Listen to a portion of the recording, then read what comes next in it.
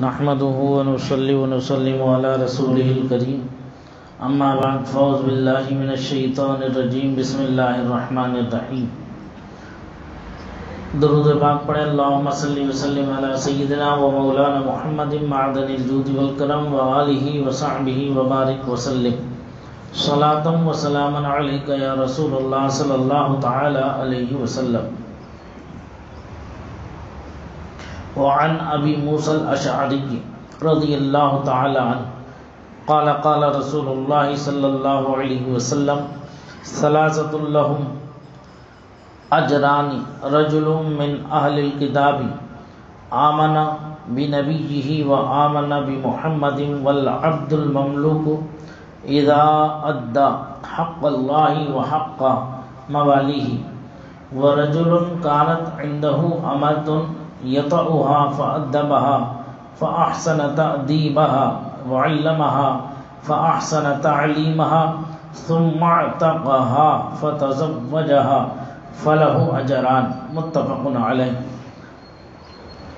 حضرات کرام، آپ نے پیچھے جو حدیث پاک سماعت کی تھی وہ حضرت ابو ہریرہ رضی اللہ تعالیٰ عنہ سے روایت تھی، مروی تھی کہ اس میں فرمایا حضور نبی کریم صلی اللہ علیہ وسلم نے اس ذات کی قسم جس کے قبضہ قدرت میں محمد کی جان ہے، نہیں سنے گا میرے بارے میں کوئی شخص اس امت سے، کوئی یہودی اور عیسائی پھر مر جائے اور جو کچھ مجھے دے کر بھیجا گیا ہے اس پر ایمان نہ لائے تو وہ نہیں ہوگا مگر اصحاب دوزخ میں سے۔ سرکار نے اس حدیث پاک میں جو فرمایا تھا کہ کوئی بھی شخص میرے مبعوث ہونے کے بعد یعنی اعلان نبوت کے بعد اگر پچھلی امتوں میں سے کوئی ہوگا، عیسائی ہو یا یہودی ہو، اس نے میرا زمانہ پایا اور اعلان نبوت کا اسے معلوم ہوا اور وہ مجھ پر ایمان نہ لایا تو وہ جو ہے اگرچہ وہ پیچھے انبیاء و مرسلین پر ایمان رکھتا ہو، چونکہ سرکار کا زمانہ آ گیا، سرکار کا زمانہ پا لیا تو اب سرکار پر ایمان لائے بغیر کوئی چارہ کار نہیں، بخشش و مغفرت کا کوئی معاملہ نہیں ہے اگر جب تک کہ سرکار پر ایمان نہ لیا۔ اگر سرکار پر ایمان نہیں لائے گا تو اس کی بخشش و مغفرت نہیں ہوگی اور وہ مرے گا تو وہ حالت کفر پر چلا جائے گا، ایمان میں نہیں جائے گا۔ آج کی جو روایت ہے حضرت ابو موسیٰ اشعری رضی اللہ تعالی عنہ سے ہے۔ آپ عظیم المرتبت اور جلیل القدر صحابی رسول ہیں۔ آپ کا نام عبداللہ ابن قیس ہے۔ اپنے اجداد کی طرف نسبت کرتے ہوئے اشعری کہلاتے ہیں۔ پہلے یمن سے مکہ آئے اور مسلمان ہوئے اور ملک حبشہ کی طرف ہجرت کی سعادت حاصل کی۔ جب حبشہ کی طرف ہجرت ہوئی تھی، پہلی ہجرت مدینے میں بعد میں ہوئی ہے، پہلی ہجرت حبشہ کی طرف ہوئی تھی اہل ایمان کی، تو اس میں جو ہے حضرت ابو موسیٰ اشعری تھے اور مسلمان ہوئے۔ اس کے بعد جو ہے فتح خیبر کے بعد سے، فتح خیبر کے وقت سے پھر یہ مستقلاً حضور صلی اللہ علیہ وسلم کی خدمت اقدس میں رہنا شروع کر دیا اور حضور صلی اللہ علیہ وسلم کی طرف سے آپ کو بہت سے انعام و اکرام بھی ملے اور آپ کی مدح و ثنا بھی کی گئی۔ اگر ایک ایک صحابی پر اگر گفتگو کیا جائے تو ایک لمبا وقت اس کے لیے درکار ہے۔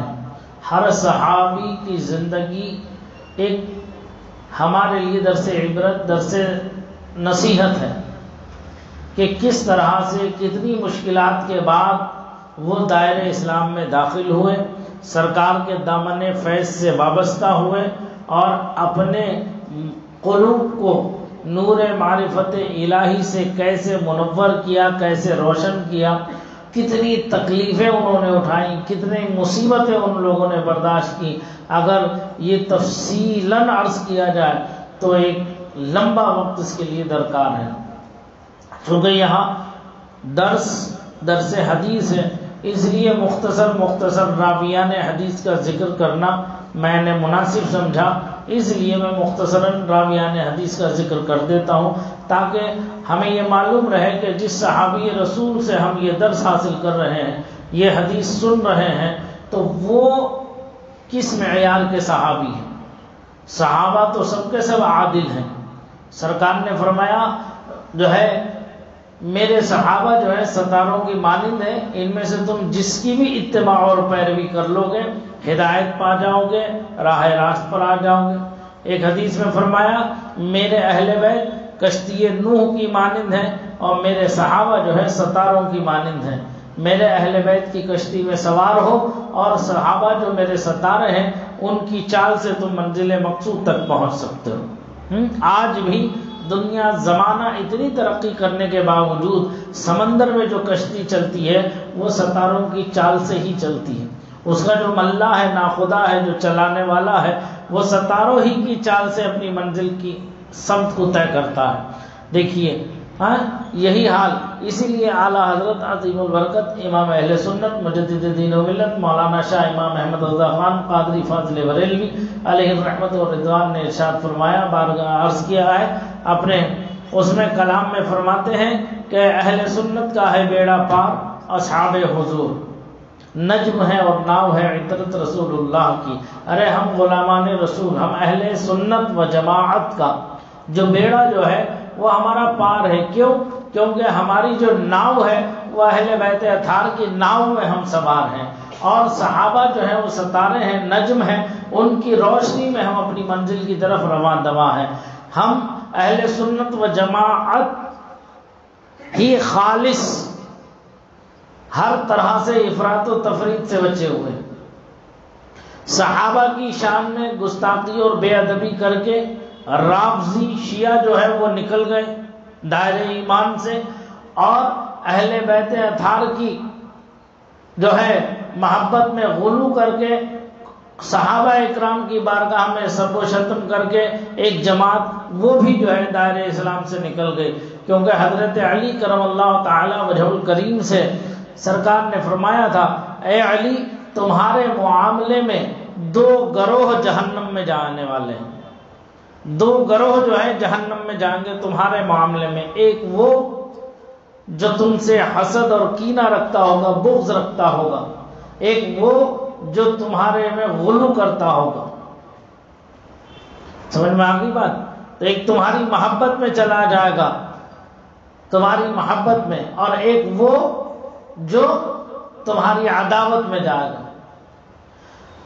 تو ہم اہل سنت و جماعت جو ہیں ان چیزوں سے پاک ہے، اللہ کا کرم اور اس کا فضل ہے۔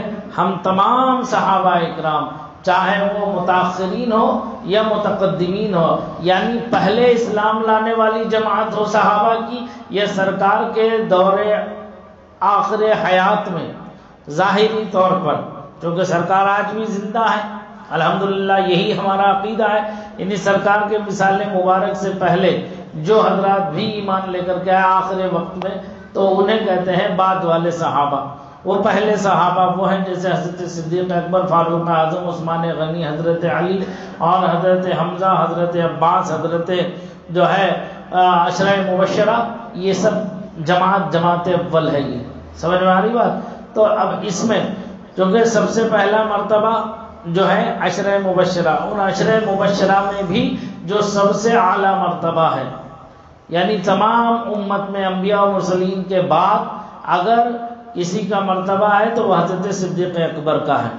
بعد الانبیاء، بعد الانبیاء جو ہے افضل البشر جو ہے حضرت صدیق اکبر رضی اللہ تعالی عنہ وارضا عنا، ان کے بعد حضرت فاروق اعظم، ان کے بعد حضرت عثمان ذی النورین، ان کے بعد حضرت علی، پھر اس کے بعد باقی عشرہ مبشرہ کا مرتبہ ہے۔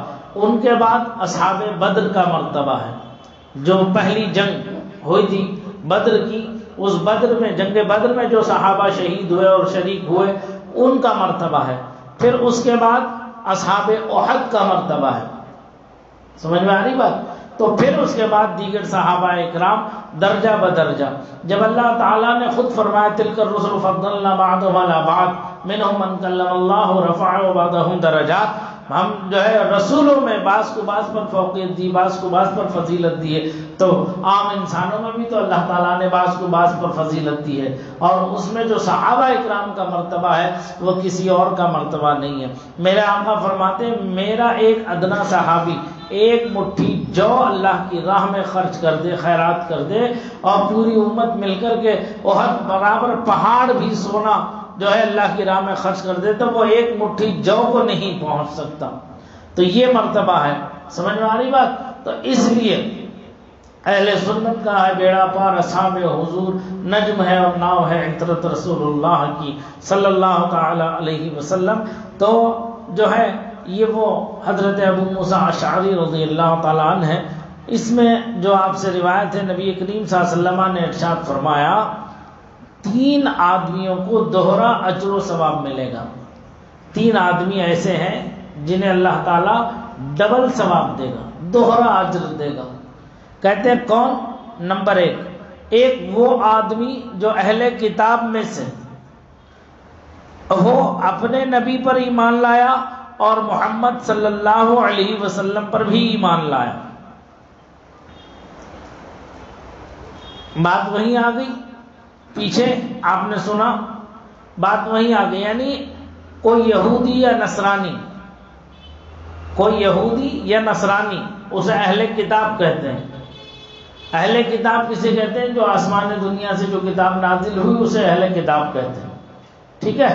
تو ان میں سے کسی نے سرکار کا زمانہ پایا، اور سرکار کا زمانہ پانے کے بعد حضرت موسیٰ پر یا حضرت عیسیٰ پر ایمان رکھتے تھے، ایمان لاتے تھے۔ یہودی حضرت موسیٰ پر اور عیسائی حضرت عیسیٰ پر ایمان رکھتے تھے کہ وہ اللہ کے نبی اور پیغمبر ہیں۔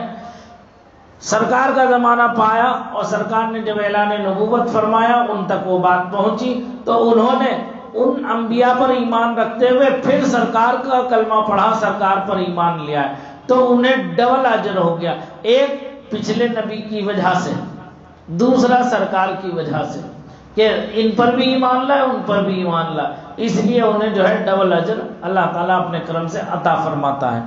دوسرا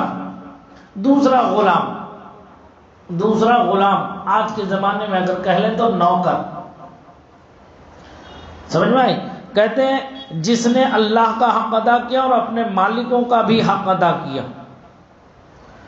یعنی ہم کسی کے پاس ملازمت کر رہے ہیں، کسی کے پاس نوکری کر رہے ہیں، جیسے کہ بعض حضرات ہم میں ایسے ہیں کہ کہیں فیکٹری پر، کسی مشین پر، کسی کارخانے میں کام کر رہے ہیں، ہم اپنے مالک جس کا کام کر رہے ہیں، ہم اس کے کام میں بھی کوئی کمی نہیں لا رہے، اس کا بھی پورا حق ادا کر رہے ہیں، اور اس کے ساتھ ساتھ ہمارا جو خالق و مالک ہے، پالنہار ہے، پیدا کرنے والا اللہ رب العزت ہے، اس کے بھی حق کی ادائیگی میں کوئی کوتاہی نہیں برتتے۔ فرض، واجب، تمام فرائض یعنی نماز، روزہ، حج، زکوٰۃ جو ہم پر فرض ہوتا گیا، جس دائرے میں ہم آئے، بالغ ہو گئے، نماز فرض ہو گیا، رمضان آ گئے، روزے فرض ہو گئے، صاحب نصاب ہو گئے، زکوٰۃ فرض ہو گئی، صاحب نصاب ہو گئے، حج فرض ہو گیا۔ تو اب ہم پر جو فرض یہ عائد ہو گئے، یہ ہمارے ذمے میں آ گئے، ہم نے اس کی ادائیگی میں بھی کوئی کوتاہی نہیں کی، اللہ کا حق بھی ادا کیا، نماز، روزہ، حج و زکوٰۃ کرتے رہے، اور ساتھ ساتھ ہم جس کے ماتحت ہیں وہ سامنے موجود ہو کہ نہیں موجود ہو، ہم جو وقت، چونکہ جو تنخواہ مل رہی ہے ہمیں کام کی، وقت کی مل رہی ہے، جو وقت بھی ہمارا ہے، ہم امانت داری، دیانت داری کے ساتھ اس کے وقت میں اتنا ہم کام کر رہے ہیں، سمجھ میں آ رہی بات؟ تو اس کے اندر بھی ہم نے کوئی دھوکہ نہیں دیا اسے، کوئی وقت برباد نہیں کیا۔ اب جب مالک سامنے رہا تو خوب ڈٹ کے کام کر رہے ہیں، نہیں بھی ہے کام تو ادھر بھی ٹہل رہے ہیں، ادھر بھی ٹہل رہے ہیں، ادھر کا بنڈل بھی ہلا رہے ہیں، ادھر کا بنڈل بھی ہلا رہے ہیں، اور ساری چیزیں، تاکہ آدمی مالک دیکھے ارے بڑا محنتی آدمی ہے، بہت محنت کر رہا ہے، بڑا کام کر رہا ہے، بھائی یہ تو بڑا کام کا آدمی ہے۔ مالک کے جاتے ہی ارے گیا، چھوڑو، ہٹو، بیٹھو، اب بیٹھ کے چقلے بازی ہو رہی ہے، 88 مذاق دل لگی ہو رہی ہے، ٹھٹے لگ رہے ہیں، تو یہ خرابی ہے، یہ شرعاً جائز نہیں ہے۔ ہمارے استاد گرامی حضرت مولانا شکیل احمد صاحب رضوی دامت معالیہم ہیں، ان کے والد صاحب وہ مزدوری کا کام کرتے تھے، پلے ڈھوتے تھے، مزدوری کا کام کرتے تھے، تو جیسے آج بھی آپ لوگ دیکھتے ہیں گوری پاٹلے کے پاس جو ہے کچھ لوگ بیٹھے رہتے ہیں مزدوری کے لیے لائن پر. ان کے والد بھی مزدوری کرتے تھے.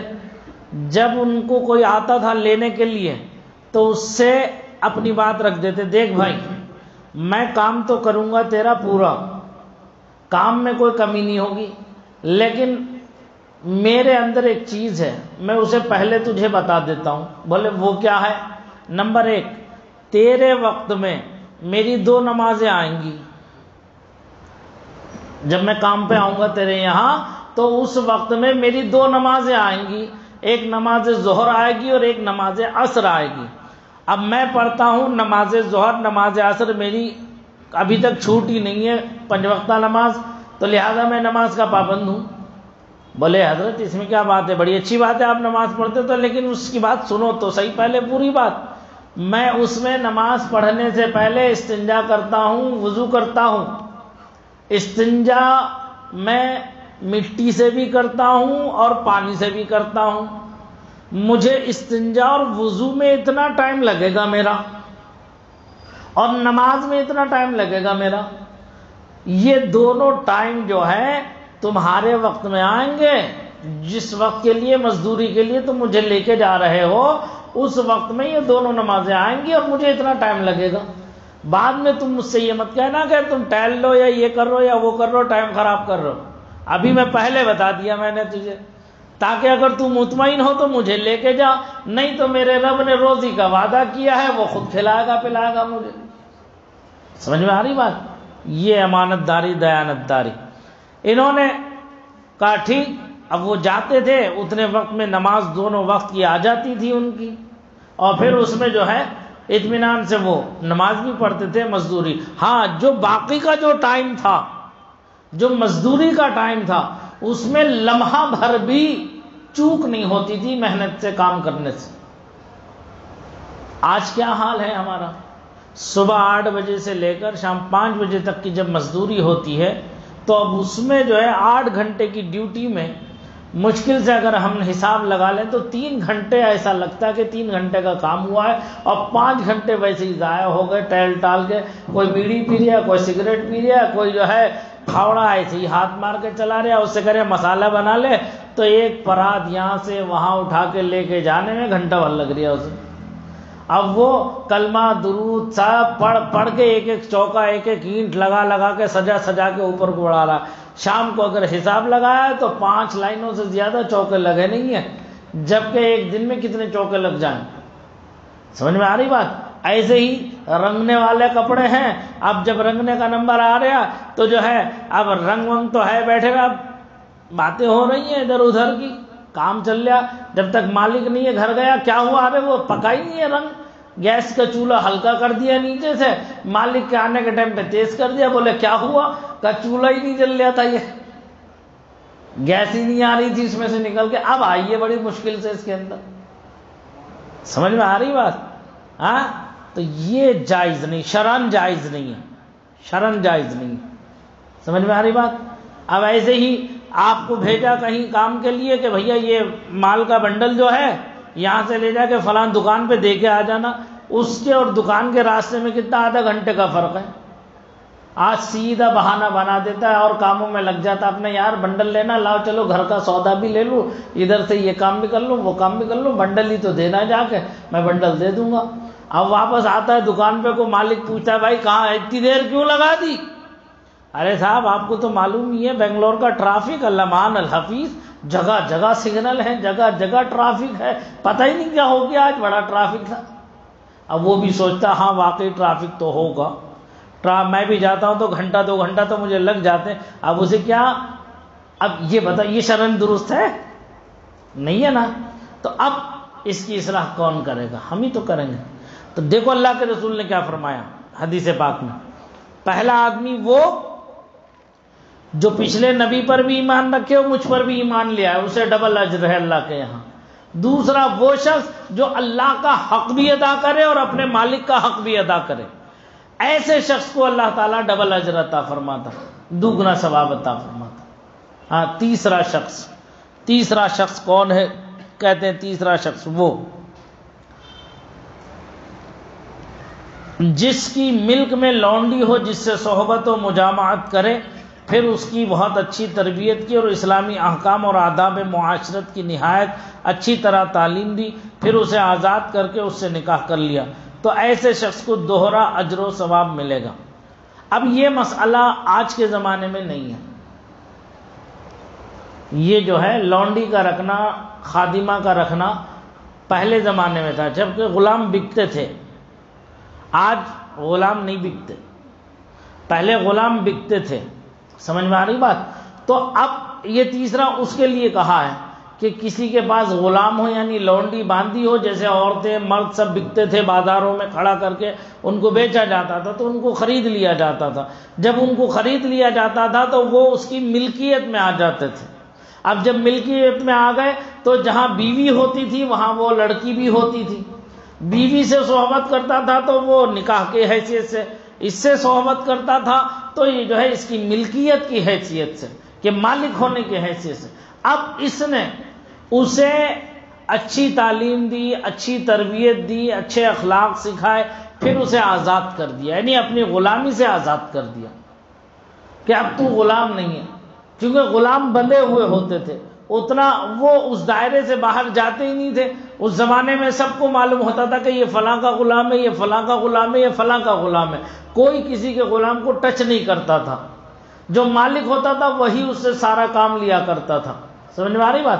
تو اب اس نے اسے آزاد کر دیا، اچھی تعلیم و تربیت کر کے، پھر آزاد کرنے کے بعد اس سے ازراہ محبت نکاح کر لیا۔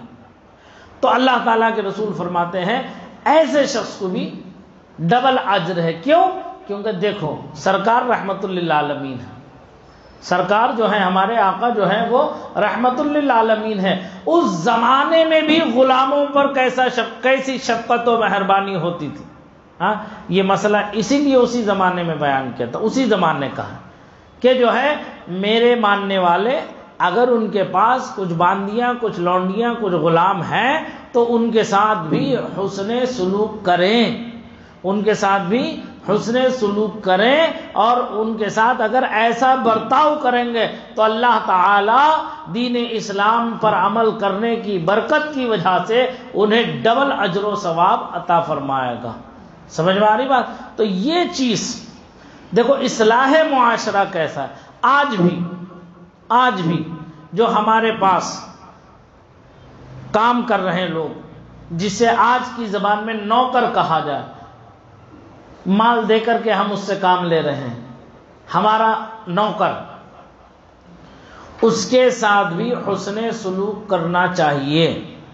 یہ اسلام کی تعلیم و تربیت ہے۔ اپنے ماتحتوں پر کوئی ظلم زیادتی نہیں ہونا چاہیے۔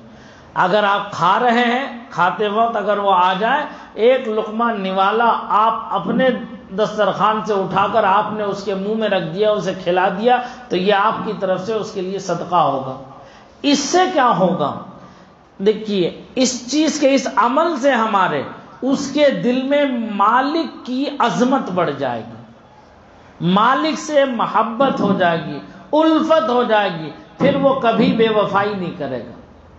وہ اس کے ذہن میں یہ ہوگا کہ میرا مالک میرے ساتھ اتنا حسن سلوک کرتا ہے، اتنی محبت کرتا ہے، تو میرا بھی حق ہے کہ میں اس کے ساتھ ویسے ہی پیش آؤں، ویسی رواداری رکھوں۔ تو یہ محبتوں کو بڑھانے والی چیز ہے۔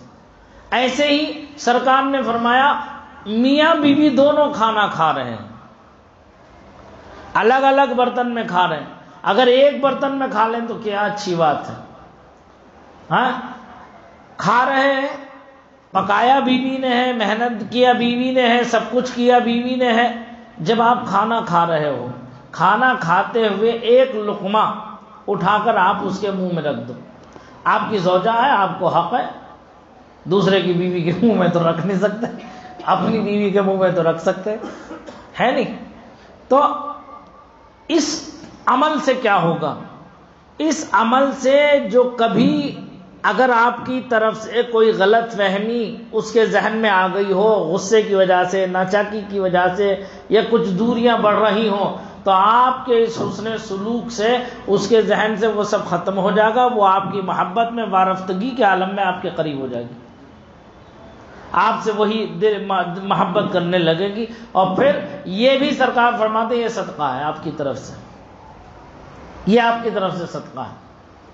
یہ اگر آج ہم اپنے گھروں میں جو دوریاں بڑھ رہی ہیں، جو الجھنیں بڑھ رہی ہیں، بیوییں شوہروں کی ٹانگیں پکڑ پکڑ کے پٹک رہی ہیں اٹھا اٹھا کر کے، اور شوہر ہاتھ پیر خوب چلا رہے ہیں بیویوں کے اوپر، تو اس سے جو ہے دراریں پڑ رہی ہیں، اس سے دوریاں بڑھ رہی ہیں.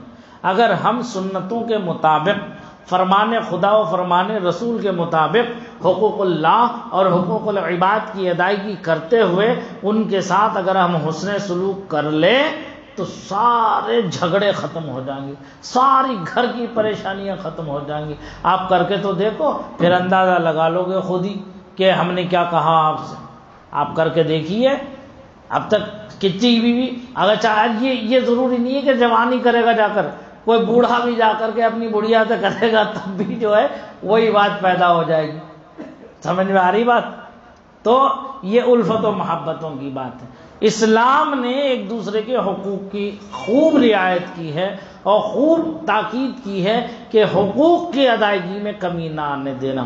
جہاں حقوق کی ادائیگی میں کمی ہوگی وہی زندگی کا پہیہ جو ہے تمہارا پٹری پر سے اتر جائے گا. جب اتر جائے گا تو وہ ڈس بیلنس ہو کر کبھی یا تو ادھر لڑک جائے گا یا ادھر لڑک جائے گا، یا تو بیگم اوپر سوار ہو جائے گی یا میاں بیوی کے اوپر سوار ہو کے 1 2 3 چل اپنی ماں کے گھر کو سیدھے. اس کے علاوہ کوئی دوسرا کام کرتا ہی نہیں ہے بیچارہ، اسے آتا ہی نہیں ہے دوسرا کوئی کام. سمجھ میں آ رہی بات؟ تو اس لیے ہمارا یہاں بیٹھنے کا مقصد، درس حدیث میں بیٹھنے کا مقصد، ہم اللہ اور اس کے رسول کے فرامین کو صرف نہ سنیں بلکہ اسے عملی زندگی میں لانے کی کوشش بھی کریں. اللہ تعالیٰ مجھے آپ سب کو اس پر عمل کی توفیق رفیق عطا فرمائے، اور جو کچھ ہم سن رہے ہیں ہمیں اس پر عمل کرنے کی توفیق رفیق عطا فرمائے. استغفر اللہ ربی من کل ذنب واتوب الیہ، وآخر دعوانا ان الحمد للہ رب العالمین. اللہم ربنا آتنا فی الدنیا حسنہ وفی الآخرۃ حسنۃ وقنا عذاب النار. الی یوم الدین برحمتک یا ارحم الراحمین، بحق لا الہ الا اللہ محمد رسول اللہ.